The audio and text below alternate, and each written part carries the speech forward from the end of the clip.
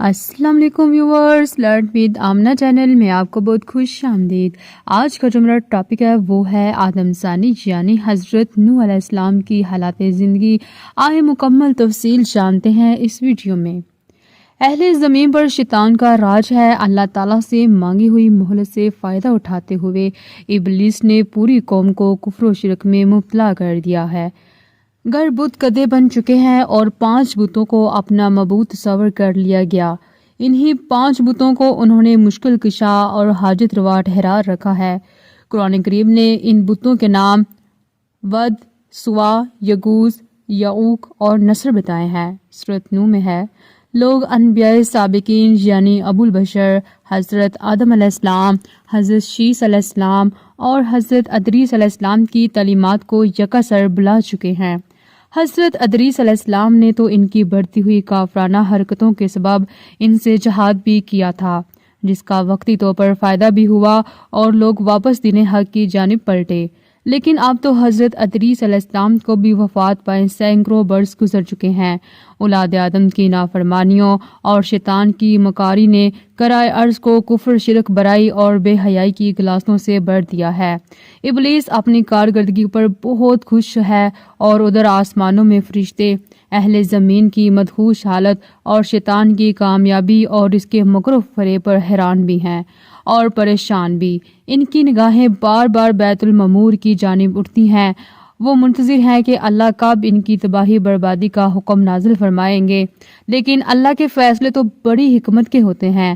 اللہ تعالیٰ کا دستور ہے کہ جب اس کی نافرمانیاں اپنے انتہا کو پہنچ جاتی ہیں تو وہ نبی مبعوث فرماتا ہے، اور اگر قوم نبی کی باتوں کو بھی نہ مانے تو قہر الہی نازل ہوتا ہے۔ چنانچہ اللہ تعالیٰ نے اس قوم ہی میں سے ایک نیک شخص حضرت نوح علیہ السلام کو نبوت کے جلیل القدر منصب پر فائز فرمایا۔ قرآن کریم میں ارشاد ہے، ہم نے نوح کو ان کی قوم کی طرف نبی بنا کے بھیجا۔ انہوں نے ان سے کہا، میں تم کو کھول کھول کر ڈر سنانے اور یہ پیغام پہنچانے آیا ہوں کہ اللہ کے سوا کسی کی عبادت نہ کرو۔ اگر تم اسی طرح کفر و شرک میں مبتلا رہے تو مجھے ڈر ہے کہ تم کسی سخت عذاب الہی میں مبتلا نہ ہو جاؤ۔ لیکن حضرت نوح علیہ السلام کی قوم نے ان کی راہ ہدایت کو حقارت سے ٹھکرا دیا۔ حضرت عبداللہ بن عباس رضی اللہ تعالیٰ عنہ روایت کرتے ہیں کہ اللہ تعالیٰ نے حضرت نوح علیہ السلام کو 40 برس کی عمر میں نبوت عطا فرمائی۔ طوفان سے پہلے آپ مسلسل 950 برس تک اپنی قوم کی واضح تبلیغ کرتے رہے۔ قرآن کریم میں اللہ تعالیٰ نے ارشاد فرمایا، اور ہم نے نوح علیہ السلام کو ان کی قوم کی طرف بھیجا تو وہ ان میں 50 برس کم 1000 برس رہے۔ یوں تو قرآن کریم کے مطابق ان کی عمر 950 برس سے متجاوز ہوئی۔ حضرت نوح علیہ السلام طویل عرصے سے ہمہ وقت تبلیغ دین میں مصروف رہنے کے باوجود اپنی قوم کی بے پرواہی سے بہت افسردہ ہوتے۔ ان کی قوم انہیں طرح طرح کی اذیتیں دیتی، ان پر مصائب کے پہاڑ ڈھاتی، لیکن وہ صبر کرتے اور ان کے لیے دعائیں خیر کرتے رہتے۔ حضرت ابن عباس رضی اللہ تعالیٰ عنہ سے روایت ہے کہ رسول اللہ صلی اللہ علیہ وآلہ وسلم نے فرمایا، کسی نبی کو اپنی قوم کے ہاتھوں اتنی تکلیف اور اذیت نہیں پہنچی جتنی حضرت نوح علیہ السلام کو اپنی قوم کے ہاتھوں برداشت کرنی پڑی۔ کافر ان کو ڈراتے، دھمکاتے اور تبلیغ سے پاس رکھنے کے لیے اتنا مارتے کہ وہ بے ہوش ہو جاتے، کبھی ان کے گلے میں پھندا ڈال کر بازاروں میں گھسیٹتے پھرتے۔ حضرت ابن عباس رضی اللہ تعالیٰ عنہ سے ایک اور روایت منقول ہے کہ ان کی قوم انہیں اتنا مارتی کہ وہ گر جاتے تو ان کو کمبل میں لپیٹ کر کسی مکان یا ویرانے میں ڈال دیتے اور سمجھتے تھے کہ وہ انتقال کر گئے ہیں، مگر پھر جب ان کو ہوش آتا تو دوبارہ اپنی قوم کو راہ حق کی طرف بلانے میں مصروف ہو جاتے۔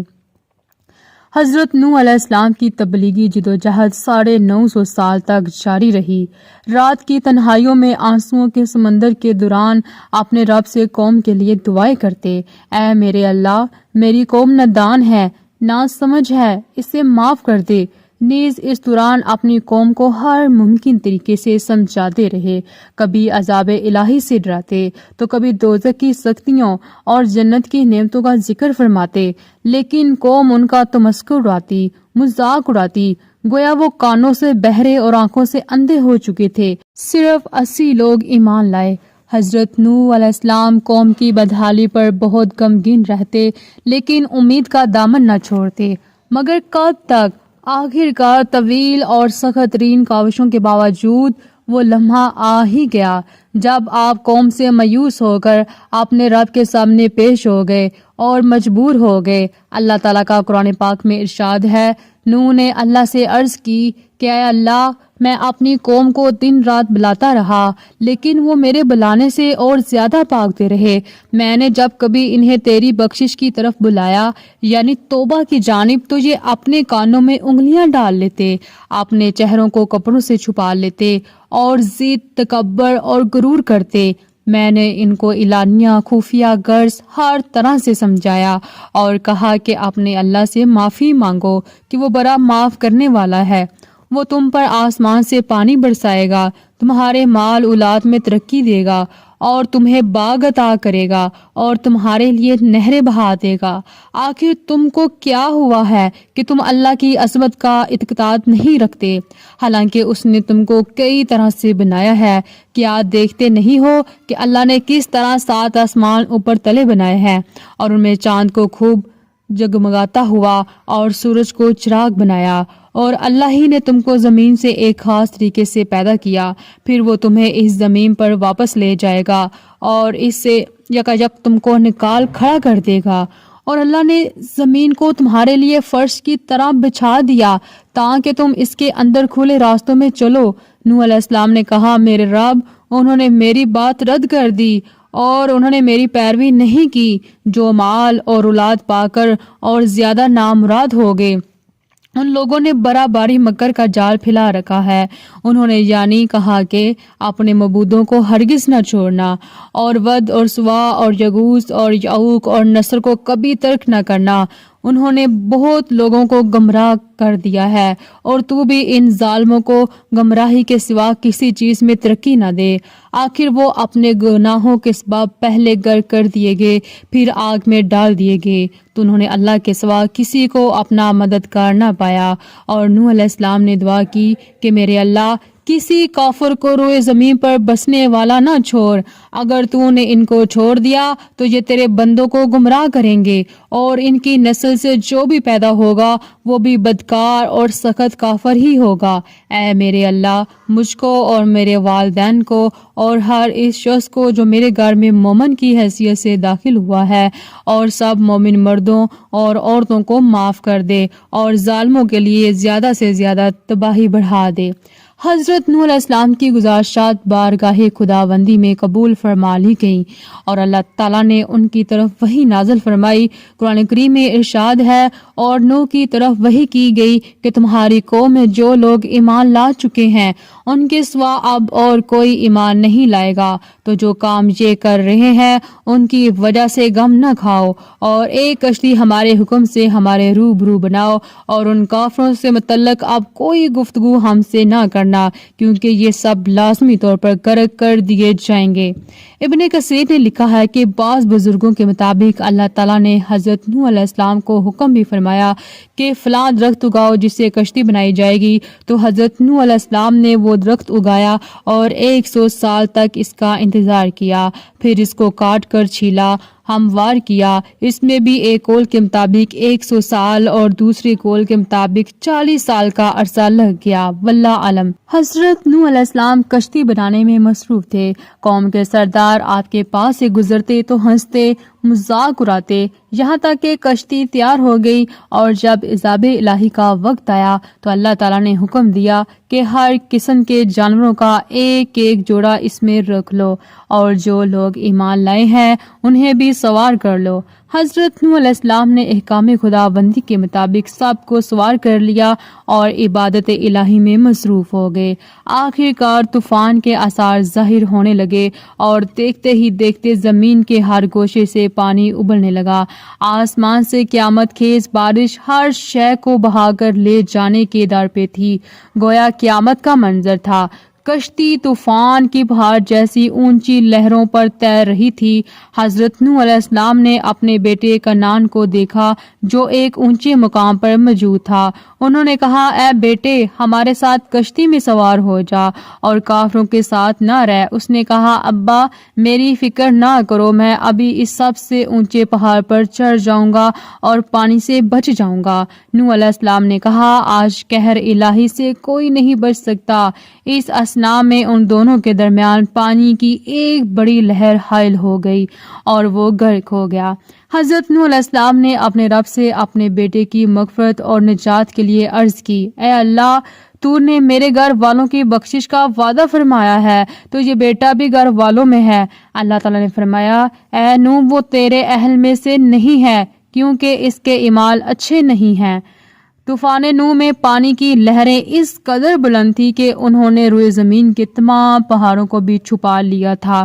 زمین پر کوئی بھی چیز زندہ سلامت نہ تھی، سب کچھ نیست و نابود ہو چکا تھا۔ صرف حضرت نوح علیہ السلام کی پہاڑ نما کشتی تھی جو اللہ کی مدد سے پانی کی بلند بالا خوفناک موجوں میں تیرتی پھر رہی تھی۔ حضرت ابن عباس رضی اللہ تعالیٰ عنہ سے روایت ہے کہ اس کشتی میں 80 اشخاص موجود تھے اور ہر ایک کے ساتھ ان کا کنبہ بھی تھا، اور یہ لوگ کشتی میں تقریباً 150 دن رہے اور اللہ تعالیٰ نے کشتی کا رخ مکہ مکرمہ کی طرف پھیر دیا تھا۔ کشتی 40 دن بیت اللہ کے گرد چکر لگاتی رہی، اس کے بعد اس کا رخ جبل جوتی کی طرف پھیر دیا گیا جہاں وہ ٹھہر گئی۔ پھر حضرت نوح علیہ السلام نے اہل زمین کی خبر لینے کے لیے ایک کوے کو بھیجا۔ کوے نے زمین پر مردار دیکھے تو ان پر جھپٹ پڑا اور تاخیر کی، جس کی وجہ سے کبوتر کو بھیجا۔ کبوتر ایک زیتون کے پتے کو لے کر آیا اور اس کے پاؤں کیچڑ میں گندے ہوئے تھے، جن کو دیکھ کر حضرت نوح علیہ السلام نے اندازہ لگایا کہ زمین خشک ہو چکی ہے۔ حضرت نوح علیہ السلام جودی پہاڑ سے زمین پر اتر آئے اور ایک بستی تعمیر کی جس کا نام سمانین رکھا، یعنی 80 آدمیوں کی بستی۔